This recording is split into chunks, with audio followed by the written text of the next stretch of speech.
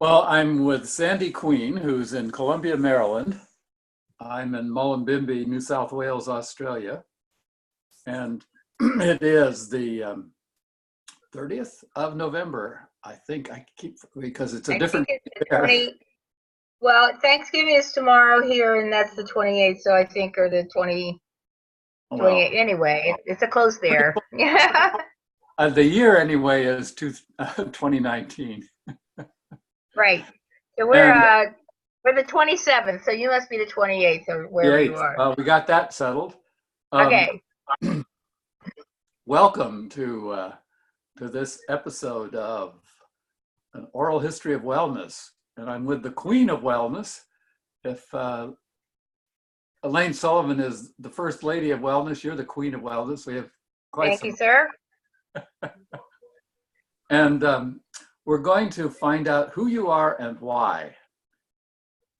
So, beginning with your roots, what's the earliest memory you have of being interested in anything that would lead you in this direction that you've gone?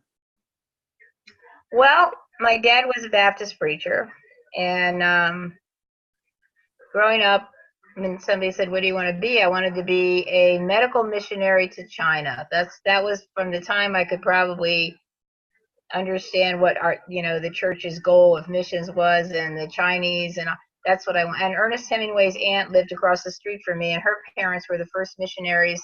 They were the last missionaries in China before the door closed in China. And so I Wow. had a lot of, yeah, so I had a lot of, I wanted to be a medical missionary in China. Well, that didn't happen, obviously, but here we are. So I was probably 5 or 6 when I first wanted to be the missionary, and then I wanted to be the medical missionary, and then I wanted to go to China. And now you're a wellness missionary. And now, well, you know what, Jack? People have said to me over the years, because anytime I'm on stage, I'll say something about, my dad being a Baptist preacher, and people will say to me one of two things. Over the past 40 years of being on the platform, somebody will say, you shouldn't be up there having fun and telling jokes. You should be up there preaching about Jesus. And I'm like, you know what? My dad was called to preach, and I am called to entertain and teach, right? And then other people will say to me, "Do you understand that you have preached to more people in your lifetime than your father ever did?" I said, "Oh, I know I have. So I get it." So yes, I've worn many hats, and some of them very subtly. Wow. So what was your first preaching gig? My first preaching gig? Oh, I don't think I've ever, well, as far as being in the pulpit and preaching a sermon, I've only done that once, and that was at our Black Baptist church in the city that I'm connected to with my girls' camp in the summertime. And that was probably 20 years ago. So as far as being a preacher, I have not done that. I have just done what I've done. I was putting preaching in quotes, but Yeah. where did you grow up? What part of the country? I grew up right outside of DC in Bethesda, Maryland. Uh-huh. Well, Glen Echo Heights is where the first, before there was Six Flags and Disney World, there was Glen Echo Park. And the kids from all around the country would come to Glen Echo Park on their senior week trip. And so we'd have kids from all over the country. I was one of them. Our senior class Yeah. went there. And there you go. So you were half a mile from my house when you were at Glen Echo Park. wow. So when did you actually step out and first hear the word wellness? I mean, you were living a few miles from Halbert Dunn, his home. Yeah, but I didn't know Halbert Dunn. I didn't know Halbert Dunn until after I got to Wisconsin. And I got to Wisconsin because I was running I was secretary. Just a little bit of background. I was a secretary for, I worked at St. Joseph's Hospital in Towson, Maryland. And I was a secretary in the social service department. And literally, that's what I was doing. I was being a secretary, and I was going to college at night. And my boss said to me one day, "If you don't go find a new job, I'm going to fire you because because you're totally overqualified, you're bored out of your mind, and it's just a matter of time before I'm going to fire you. So go find a new job." So I did. I went and found a job with a nursing staffing agency, cum insurance examination service, and that's where I learned to do the blood pressures, phlebotomy. I would be the one that would go out on the road at 6 o'clock in the morning, draw people's blood, pulmonary functions, all the tests, diabetes. I mean, I would draw people's blood in the office and do their diabetes tests. So I got all this training. Plus, I learned how to staff nurses for hospitals. And then the hospital called and said, the hospital I had worked for called and said, how'd you like to come back and run a department? And it was called outreach. And he said, we want you. And I said, why aren't you going to get a nurse? And the answer to that question was, if it doesn't work, we can't fire a nurse, but we can fire you because you're not union. And I was like, well, that's a happy thought. But they were offering me $12,000, which in 30, 40 years ago, $12,000 a year was the peak, you know, like it was $12,000 a year. So when I started running the work in the hospital, when I went back to the hospital, I took the job and I ran the department, and the brochure for Wisconsin came across my desk, and it said National Wellness Conference, and that was in 1981. And I went to my boss and I said, I want to go to this. And he said, okay. And the rest, they say, is history. Because I went, wow. And I was doing children's wellness, big time children's wellness, because part of the hospital program was we had a school of nursing attached to, we had a school of nursing in the hospital.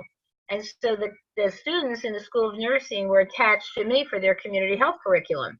So my responsibility is finding something for them to do in the community. So we went to the senior centers and did blood pressure screenings. We went out into the community and we did health screenings. We went to the schools and we did what ends up being wellness programming. And by the time I got to the wellness conference, we were doing like 80 different classes for the 5 surrounding Catholic schools, Catholic hospital, Catholic schools. So we were doing 5 different schools. We had a full program. We were going full bore. And then, you remember Tom Ferguson? Oh, yeah. Okay, so Tom, that was my first year with Boise, Idaho, with, you know, our friends from Boise, Tom Ferguson, you, Don, Mark Hager. I mean, I was like in all these people that I'm meeting. And I went to Tom's workshop, and he did one on wellness for children.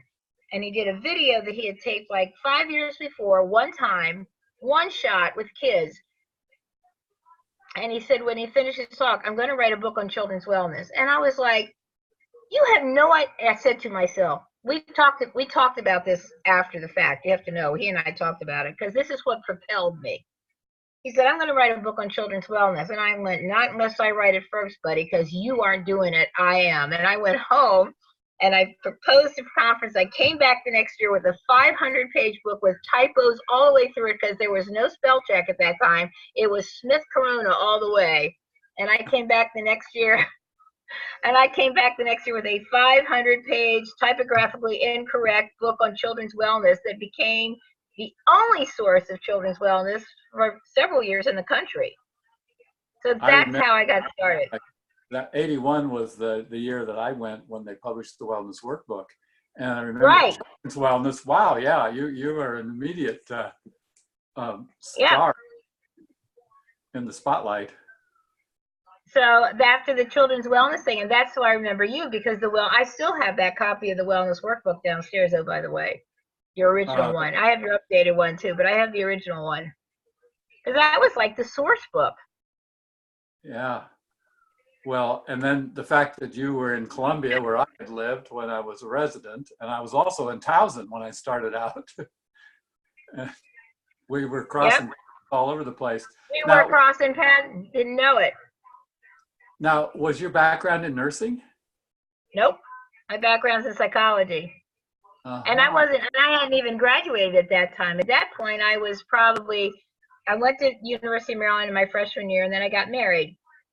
And then we separated, and then I started working at the hospital and going to school at night with the idea of going into OT, because OT was a brand new program then. And I was like, I was going to go into OT. The problem with that was they didn't allow, you had to go to school during the day. So I had taken all the anatomy and physiology. I had taken 8 credits of A&P. I had taken all the stuff that you needed to be an OT, but I couldn't go into OT. So my major was psychology with a heavy science background, and it was the best thing I ever did. Wow, yeah. Now, you haven't introduced your familiar there who just made. Oh, yeah, that was Max. That was Max. He'll be back, I'm sure. Yeah. He came, saw, and left. Yeah, well, there's 4 of them, so you may meet all of them before this is Oh, over, okay. right? That's a cat lady. Yep, that's the truth. So you had this program running at 5 different locations, and and then you became the star of the wellness conferences with your hilarity and the little sticker ribbons that you gave us. Like one of my favorites was runs with scissors and Yeah, plays well with others, and yeah. Well, when I started coming to wellness conference, so I have to tell you, so the second year when I was going to go back and I wrote the book, and literally my office for the hospital was 15 miles from the hospital. They gave me a house up in the northern part of the county so I could do workshops during the day with people from the community. It was great. But I decided to write the book. When I got home from wellness in July, I said, I'm going to write the book. It's going to take me a while, but I'm going to write the book. So my secretary goes off and she comes back with binder rings about that, a 1/4 inch. And I said, no, no, no, no, no. I need the big ones. She said, how big is this book going to be? And I said, it's going to be big. So what we would do is I lived at the office, and I was like, it was like the elves. I worked all night typing, writing, and remember, this is all on typewriter paper. This is not right. no spell. This is a Selectric with the ball and the font, and I did all my own illustration. I would work all night. She would come in the morning. She would take it to the hospital, and she'd run copies of it. And that's how we did that first edition of that book. So before I left for Wisconsin, I decided, because I said to my boss, can I write a book? He said, sure. I said, okay. So I got permission. So when I wrote the book, and then I put it on their desk, because I wanted everybody to celebrate with me that I had this book. Well, that's not what happened. The entire executive administrative staff of the hospital went ballistic. And my boss called me in and he said, what is this? And I said, it's my book. He said, what were you thinking? I said, I was thinking I was writing a book on children's wellness. He said, the director of the hospital called everybody in that I'd worked with and said, how is Sandy comporting herself? And they said, oh my gosh, she's, is she parading saying that she's a nurse? Or they said, no, I have a pink stethoscope. How threatening can I be? So I was in trouble. I was in trouble for writing the book. Well, I don't get why. They thought you were. I don't know. So I went to my attorney. This was very cool. I went to my attorney, and my attorney said to me, let me take you down the hall, because there's a copyright attorney right down the hallway. I said, okay. So I go in to see this copyright attorney, and I'm sitting there facing him like I am you, and he puts his head down, or he turns, and he says, I have never seen you. I have never met you. What I want you to do is walk out of this office right now, but as you walk out, there's a book on the bookshelf right there that's open. Take it with you. You won't need me after that. Well, he was the hospital's attorney. Oh. And what they were trying to sue me for was producing this book on their time. And I wasn't producing the book on your time. I stayed there at night, and then I slept for a couple hours, and then I worked all day. I did not produce it on their time, but I did reproduce it on their equipment. But I gave them a whole page. Thank you to the hospital for all the support. So the book, the law basically says you can't take somebody's property just because they happen to do it on what you think is their time. So my attorney said, rip the front page out and go for it. So that's when I went to Wisconsin with the book. And as they say, the rest of it, is history. So from then on, and that first year, when you're talking about the fun stuff, I went to the conference, and they had like the talent show, and it was Bill doing his Martian act. And we had one lady that played an auto harp, and we had a belly dancer, and that was the talent show. And I'm like, Really? we can't do that. So the next year, if you remember Dick Schaefer, do Dim- you remember Dick Schaefer? Yeah. Dick Schaefer was there. So Dick Schaefer and I decided that we would host the talent show. We would MC the talent show. And then from then on, that was 82. And then from then on, Dick didn't want to do it. So from then on, it became my purview to MC the talent show. So that's how I got into that. And the ribbons just kind of in the last few years were just fun. I found them in a conference. So I wanted everybody to have fun. It does. It makes everybody feel good. Well, back to the book. What's the history of it? The number of printings, editions, where? It's called Wellness for Children Programming Guide. And it's not in print anymore, and it really just because, you know, it was hand typed. You have to know that. And I tried to get somebody to take it on at one point, and we're like, nah, I don't think so. So it's one of those things that it was used for years, and it went through three different self-publications. And, you know, they used it in college courses around the country when they were doing Wellness for Children program, and they used it in schools around the country. So I followed it up with videos and other things, and then books through Whole Person, some Wellness for Children published activities books that came out in the 90s. So I took some of the best of that and put it in books that Whole Person published. Uh-huh. So do you still have anything in print of your? Oh yeah, the Wellness 1 and 2 through Whole Person is still in publication. Huh. And the videos, it's really interesting because the videos, the Lighten Up video that I did probably in 1989. Okay, I know when I did it because my granddaughter was born that year, and I did it. I brought in a group of Girl Scout leaders because I knew they would laugh, and I got the hall and I got the camera, and I had the big owl glasses at the time, and I had on a pink jacket, and I don't know, it's just like I look at that and going, oh my God, now I'm in color. But then it was like I was very dignified. And that video, I swear to God, if across the world, if people remember who I am and they'll say, what do you remember? It's like Lighten Up, because I have a letter from a guy that from Australia who told me, this is probably 10 years ago, he said he had cancer. And he said, you know, every time before I go to chemo, I watch your video because I laugh so hard I don't get sick after they give me my treatment. And Wow. so he said, I just want you to know that you have gotten me through my illness. So that's the kind of stuff I've gotten from people. And that video is still out there. People still love that video, even though it's from 1989 with the big owl glasses and the whole 9 yards. Great. Have you got it on YouTube anywhere? I've never seen it. Well, you know what? The equivalent of it is on YouTube. If you put me on, if you put my name in on YouTube, you'll get the Cornell Wellness Day that was taped probably when Tony McBride was still alive. She passed probably 10 years because she's probably 10 years old at this point. And I have a jacket on that I'm still wearing because the kids won't let me get rid of it. It's just the outrageous, colorful jacket that I have. And it's Oh, I know that basically one. Lighten Yes. Up. Yeah. So it's basically my Lighten Up. The only thing that's not on there is the signing of the song because of the copyright stuff. But other than that, it's basically my whole Lighten Up. So it's still on YouTube. Oh, great. Great. Yeah. I'll put a link for that in with the. Yeah, I just put my name in on YouTube and it comes up. Sandy Queen, Cornell Wellness Day. Well, I'll put a link in the master for this recording so people can click on it directly. So you're you mentioned grandkids. You had time for a family with all this? I have 3 children, 5 grandchildren, and 1 great who's 6 years old. Whoa.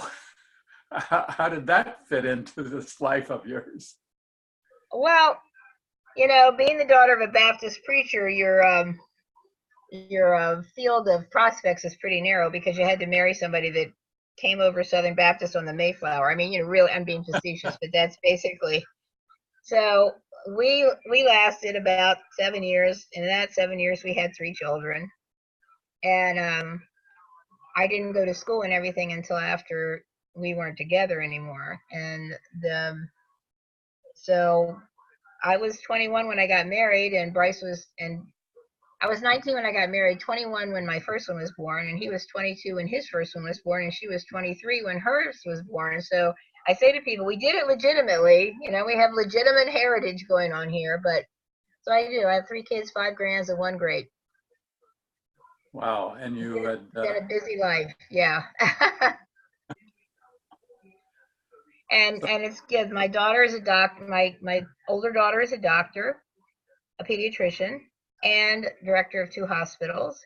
And my younger daughter is works for Johns Hopkins University Press and directs their online publications. And my son works. Well, he just got a new job as he's a self-made, like, he builds, he creates. So he's working for a company that's doing zero, like, you put the solar panels on your roof and you collect the energy, and then you don't have to pay. Anyway, they're building schools and businesses like this. So he's working for a company out of Louisville now that's specializing in this kind of new technology. So my kids are great. yeah, you definitely had an influence on them, I'm sure. So Here comes number 2. oh, So yeah, they're good kids. and you mentioned you traveled all over Australia. When was that? Back in the 80s, 90s? The 90s, but I've been, any place I've been is no more probably than 2 degrees of separation from Wisconsin, because, and I'm in Wisconsin, and Grant Donovan came there and he said, how'd you like to come to Australia? And I'm like, fine. And I spent the next 4 or 5 years traveling back and forth to Australia. And I've been in all the provinces of Canada because people were there at the wellness conference and said, will you come and do that? I work for the Interprovincial Pipeline out of Canada. They run the gas pipeline that starts in Sarnia right across from Detroit and goes all the way up into the territories, into the Arctic Circle. And I visited every installation along the pipeline to speak to the employees. It took me 2 years of summer times to do it because you can't go in the winter. So I have a picture of me in June sitting on the top of Mount Baker in the Arctic Circle, and it's as bright and sunshiny as you could ever have at high noon anyplace else in the world. So I've had a good run. I've had a really good run. Yeah. And now are you semi-retired or going full speed, or what's the current situation? When the market crashed and nobody really wanted what I had to offer anymore, because at the time when they needed it most, which was meaning and purpose, they didn't want to spend the money to do that. So it was, tough couple of years. And so a friend of mine, I married in the state of Maryland, anybody can marry anybody, which is really kind of stupid. But anyway, I married some neighbors of mine. And so somebody said, a friend of mine who runs an officiant company. So long story short, I became a wedding officiant.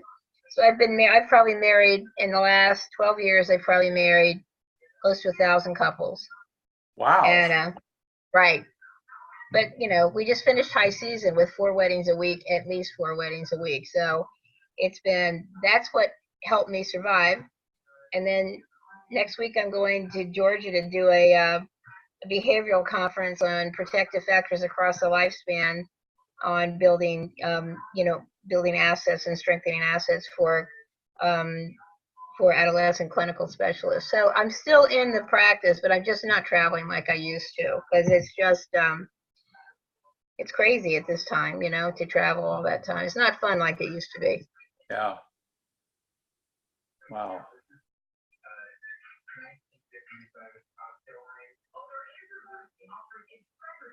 I'm hearing background sound. I thought it was an echo at first. Is there a radio or something on? Are you going to edit this? I can go up and turn it off. I just didn't want to put it down and go up and edit. Let me pause it for a second. Okay, hold on. I'll be right back.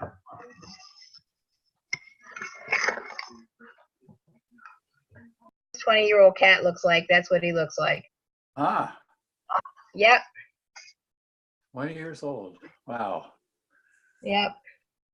So, yeah, I wound up editing books to make ends meet. You were marrying people. I was marrying people. Well, yeah, I was marrying people, and it turned out to be a really great Second, because I get to use my speaking and I don't have to get on an airplane very much. It's just, I'm here. Yeah. So where you encountered Dunn, and I presume you go along with his original views on wellness, that both Don Ardell and I are horrified at what gets passed off as wellness. Can you I'm comment? horrified. Yeah, I'm horrified it was passed off as wellness anymore because we've lost the spirit, I think.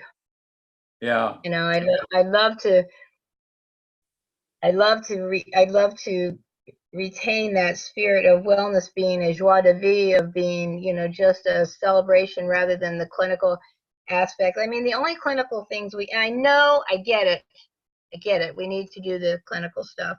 But I remember that basically the only clinical stuff that I encountered in my first 10 years was with the YMCA. We're doing all the tests on the stress test and the times and the body fat kind of stuff. But basically, clinical, that was, we were celebrating what it meant, and we were seeing the results of people living that kind of life. And we were making strides, I mean, with, smoking and anti-smoking and that kind of stuff. But it wasn't just certification and getting your certification and putting something on the wall saying you're a wellness specialist. You're a wellness specialist if you walk your talk. That's how I feel about it. Well said.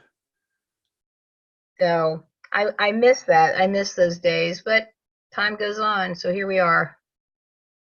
Well, I'm hoping by interviewing folks like you, we can have a time capsule of how it used to be and maybe inspire a rebirth at some point, maybe under a different name. The positive psychology field seems to be a lot more aligned with Dunn than. It is. The positive psychology field is a lot more aligned with our original, that's why when I got the Halbert Dunn Award that year, I got the award, there were so many more people in the field at that point, because, all I felt like was my whole career had just been having fun with wellness. I mean, that's it. If you can't have fun with it, then why do it?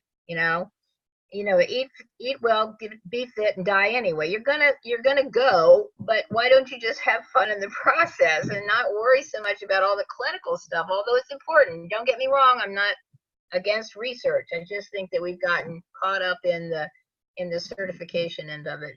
So, so when I got the award, it was like, what? This is so amazing. I'm recalling one of Don's phrases, wellness is too important to be taken seriously. Exactly. And he is absolutely right. It's much too important to be taken seriously, but I think we've forgotten some of that. Yeah. But then, we used to have the conference for, I used to come on like Thursday or Friday. We'd have the pre-conference all weekend, and then Sunday night we would do the opening. Monday we would go. We didn't get out of there till Friday. We had time. We had time to build community. We had time to get to know each other as friends and family. We had time. And now, with things being as they are in the world, you have a 3-day time to get together. You're there, you're gone. So we're missing some of that community building. We're missing the social emotional component of it, and outside of the mental health. A college campus compared to a hotel. Oh my gosh, yes. Oh, the college campus with just being outside and walking and the drumming circles and the picnics and the runs and all that kind of stuff that got you sweaty and hot and outside and with people and dancing all night. Yeah, all that kind of stuff that I miss. I truly, truly miss. Yeah.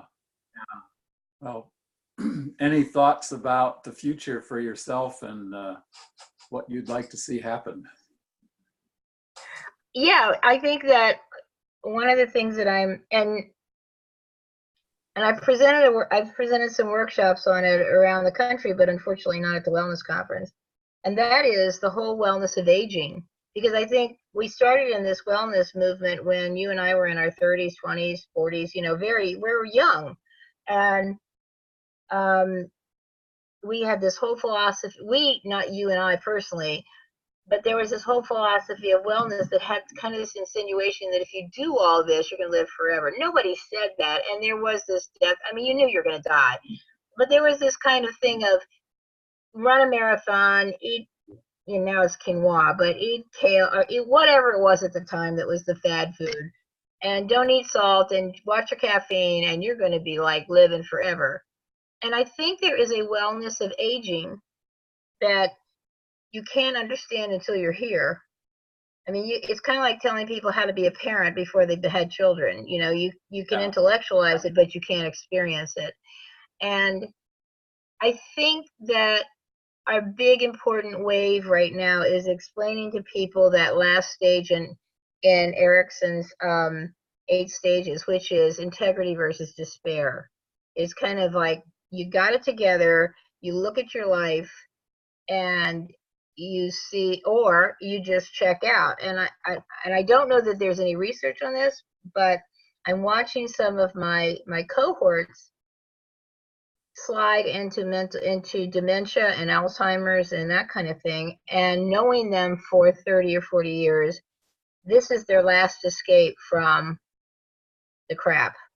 They don't have to deal with it anymore. I don't think they've made a conscious choice to this, but I'm watching. I don't know that there's any research behind it. This is an observation on my part, is that the aging process really needs some, and we need to start it with people in their 50s. Like, let me just tell you I said to my son when I turned 73, I said, well, here I am, 4th down, 4th quarter, 20 to go. And I said, it is. It's the truth. I'm not being morose. I am telling you, I'm in the 4th quarter, 4th down, and 20 to go. I guess I need to be really careful with what I do with the ball. And he said, not if you're already winning the game, Mom.